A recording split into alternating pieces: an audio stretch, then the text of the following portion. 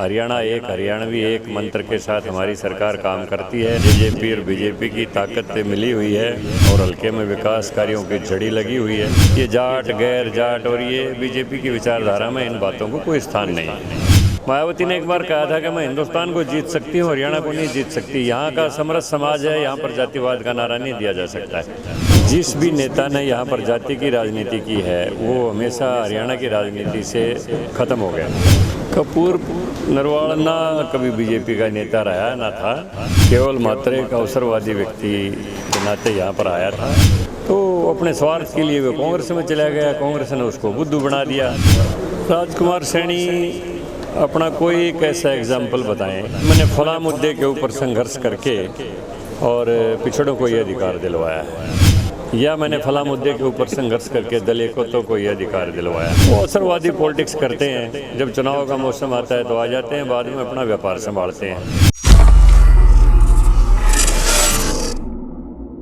सारे भाई ने राम राम। मैं थारा अपना हरियाणवी पत्रकार विक्की, और आज हमारा जो प्रोग्राम चल रहा है निकड़ू बात करांगे। हमारे साथ दलित मजदूर और पिछड़े की आवाज़ राज्यसभा सांसद रामचंद्र जांगड़ा मौजूद हैं, वरिष्ठ भाजपा नेता हैं। साहब, चुनाव की बार ये आ रहा था कि चुनाव की डेट आनी है, चुनाव की डेट आनी है। डेट भी आ गया, दिन भी धरा गया है। अब लड़ाई ना किस तरह देखो भाई, डेट भी आ गई, दिन भी धरा गया, कैंडिडेट भी डिक्लेयर हो गए, और आप पहले तो बात यह है कि कैंडिडेट का मूल्यांकन कर लो। हमने एक अंतर्राष्ट्रीय ख्याति प्राप्त पहलवान को चुनाव मैदान में उतारा है दोबारा। पहले हमारी परफॉर्मेंस से नया उम्मीदवार होते हुए भी बड़ौदा में आज तक की बेहतरीन परफॉर्मेंस थी। 37,500 के लगभग वोट लिए थे। और अब जेजेपी और बीजेपी की ताकत मिली हुई है और हल्के में विकास कार्यों की झड़ी लगी हुई है। अब हमें ये दोनों फ़ायदे और मिलने वाले हैं। तो हम 37,000 को 67,000 करने जा रहे हैं अब की बार, और भारी मतों के अंतर से हमारा उम्मीदवार योगेश्वर पहलवान जीतेगा। अच्छा, आपकी पार्टी का नेता था कल तक कपूर नरवाल, जो कि अब कपूर हुड्डा का हुआ। जिस तरीके से हुड्डा ने उसको अपने पाले में लेके गए और जो लगातार खा पंचायतें हो रही थी, इस पूरे प्रकरण में आप किस तरह देखो? कपूर नरवाल ना कभी बीजेपी का नेता रहा ना था। वो केवल मात्र एक अवसरवादी व्यक्ति के नाते यहाँ पर आया था। टिकट की उसकी बहुत ज़्यादा इच्छा थी, लेकिन समर्पण और सेवा भाव जब तक नहीं होता तब तक किसी कार्यकर्ता को विचारधारा के साथ जुड़े बगैर कोई चुनाव मैदान में नहीं उतारती कोई पार्टी।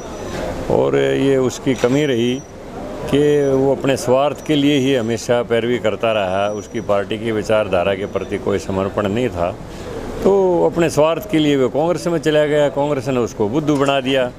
अब वो ना घर का ना घाट का, उसकी ये पोजीशन है आज के दिन। वो घर का नहीं, घाट का नहीं, लेकिन कहीं ना कहीं लोगों के दिमाग में एक चीज़ है, पहलवान को तो आपने उतार दिया, लेकिन जिस तरीके से जाट वोटर्स की कहीं ना कहीं बात आ रही है, उनमें एक रोष भी है। और जो साथ में जो जाट नेता टिकट भी मांग रहे थे, वो आज भी आपके मंच से गायब हैं। बीजेपी कभी जाति के हिसाब से फैसला नहीं लेती है।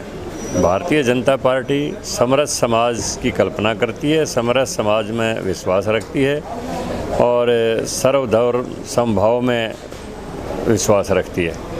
हम राष्ट्रवाद की तरफ देखते हैं। हमारे सामने ना कोई जातिवाद है, ना कोई इलाकावाद है, ना कोई वर्गवाद है। हमारे सामने केवल राष्ट्रवाद है, और हमने इसी कसौटी के ऊपर खरा परखते हुए चुनाव मैदान में योगेश्वर पहलवान का उतारा है। क्योंकि जो देश का खिलाड़ी होता है वो देश के लिए लड़ता है। जब ओलंपिक में ऑस्ट्रेलिया में कोई पदक आता है तो ये कोई नहीं कहता कि भैंसवाड़ के एक ब्राह्मण के लड़के ने पदक ले लिया। ये आवाज़ आती है सारे दुनिया से कि भारतवर्ष ने एक मेडल जीत लिया है। तो सैनिक और खिलाड़ी सारे राष्ट्र के लिए लड़ते हैं, राष्ट्र के लिए मरते हैं, और हम राष्ट्रवाद के ऊपर ही विश्वास करते हैं। ये जाट गैर जाट और ये बीजेपी की विचारधारा में इन बातों को कोई स्थान नहीं है। अच्छा, एक बात और, राजकुमार सैनी यहाँ लंबे समय से सक्रिय हैं, गोवाना से भी चुनाव लड़े और यहाँ एक डेरा सा डाल रखा उन्होंने, अब मैदान में भी हैं। राजकुमार सैनी कहते हैं कि गरीब, दलित, पिछड़ा, इन सब के लिए और किसान के लिए खासकर, यहाँ कांग्रेस हो चाहे बीजेपी हो, चाहे चौटाला हो या फिर जेजेपी हो, ये केवल भाषण देते हैं। आज लग हमारा बैकलॉग पूरा करके दिखवा दो। राजकुमार सैनी अपना कोई एक ऐसा एग्जाम्पल बताएं कि मैंने फला मुद्दे के ऊपर संघर्ष करके और पिछड़ों को ये अधिकार दिलवाया है, या मैंने फला मुद्दे के ऊपर संघर्ष करके दलितों को ये अधिकार दिलवाया है, या मैंने किसान के लिए ये लड़ाई लड़ी है। वो अवसरवादी पॉलिटिक्स करते हैं, जब चुनाव का मौसम आता है तो आ जाते हैं, बाद में अपना व्यापार संभालते हैं। तो धीरे धीरे ऐसे लोग समाज में नंगे हो जाते हैं। आज राजकुमार सैनी का मैं जहाँ तक समझता हूँ, मैं बड़ौदा के 30-35 गाँव में लगभग जा चुका हूँ, कहीं कोई जिक्र मैंने नहीं सुना अब तक। जिक्र आपने नहीं सुना, लेकिन अब कहीं ना कहीं एक बात तो मानी जा रही है कि जो बीजेपी की रणनीति है, राजनीति है, उसमें अब कहीं ना कहीं जातिगत फैक्टर तो चल ही रहा है। भूपेंद्र हुड्डा जिस तरीके से अपने समाज को, अपने सिस्टम को आगे लेके आ रहे हैं, उसके पास कहीं ना कहीं जो कद है बीजेपी का छोटा बढ़ता दिखाई दे रहा है। भूपेंद्र हुड्डा सोचता होगा ऐसा, और उसी चीज़ का ये खामियाजा भुगत रहा है।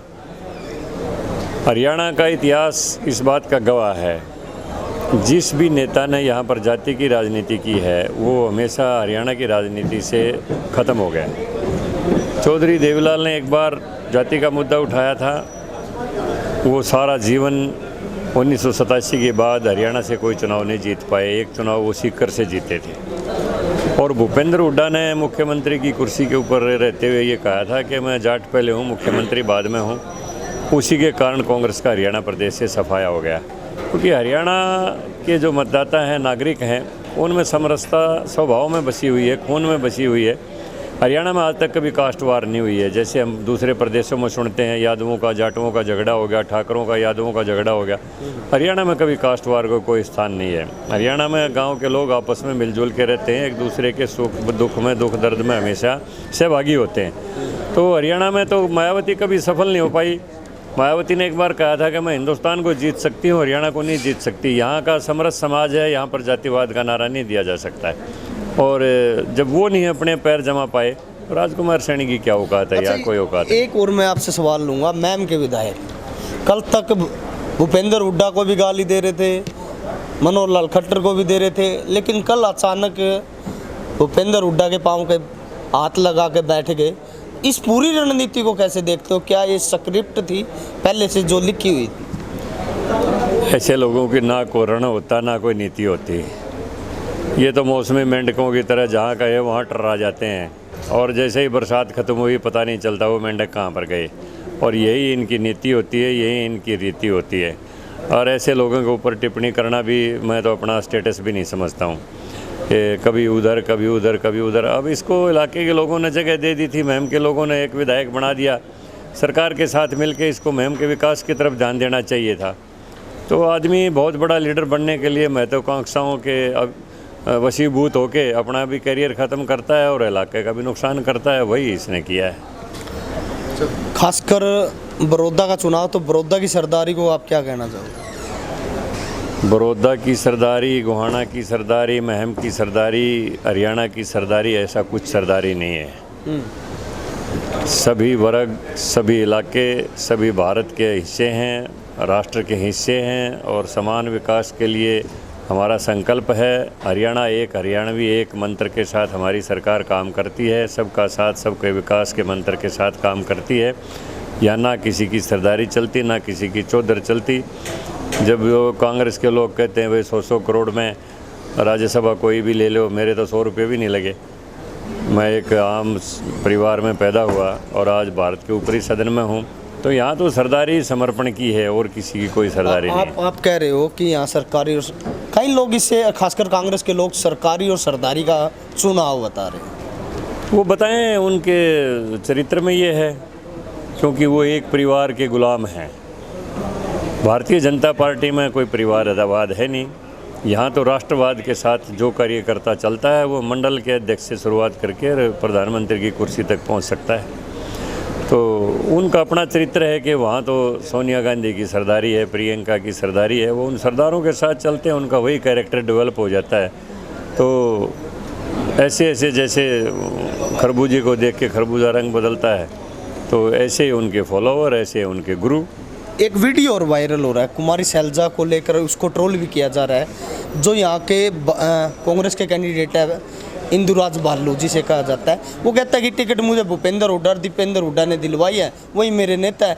इस बात को लेकर लगातार बीजेपी के और इनेलो के जो आईटी सेल के लोग हैं उसके ट्रोल करें, कहीं ना कहीं अशोक तंवर को और कहीं ना कहीं शैलजा को कहीं ना कहीं एक बात का झटका दिया जा रहा है कि टिकट शैलजा ने दी और नाम दीपेंद्र हुड्डा।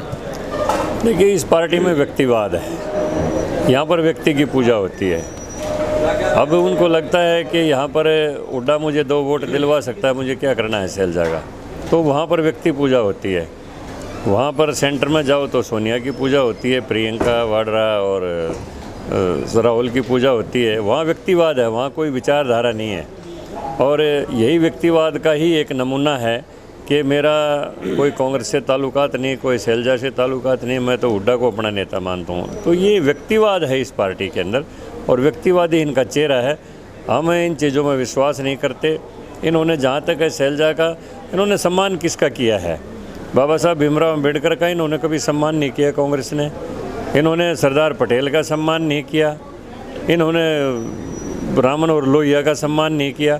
तो ये किसी का सम्मान नहीं करते हैं। तो शैलजा का और जो अशोक तंवर के साथ जो व्यवहार हुआ कांग्रेस में रहते हुए, उसको आखिरकार कांग्रेस छोड़नी पड़ी।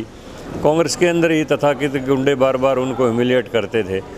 तो इनका कोई सम्मान का तो तरीका ही अलग है। ये तो केवल सोनिया परिवार का सम्मान करते हैं, उनके सिवाय इनके सामने किसी का कोई सम्मान नहीं। सर, आपने हमारी निकड़ू बात का निकड़ू जवाब दिया, आपका बहुत बहुत धन्यवाद। धन्यवाद आपका। क्योंकि रामचंद्र जांगड़ा जो कि राज्यसभा के सांसद है, उनका सारी बात में एक ही बात है, क्योंकि लंबा 45 साल की राजनीति में पूरा जो इतिहास है हम उनसे जानते हैं और पूछते हैं, तो सीधी सीधी बात करते हैं, निकड़ू बात करा करा, निकड़ू वो जवाब दिया करें। और निकड़ू था हमने बढ़िया लगा तो भाई शेयर कर दे रहा करो। और आगे पूरा जो चुनाव है निकड़ू बात तक दिखा दे रहा। बहुत बहुत शुक्रिया, बहुत बहुत धन्यवाद। हरियाणा से जुड़ी खबरों की तह तक जाने के लिए सब्सक्राइब करें खबर तहलका, बेल आइकन को प्रेस करें।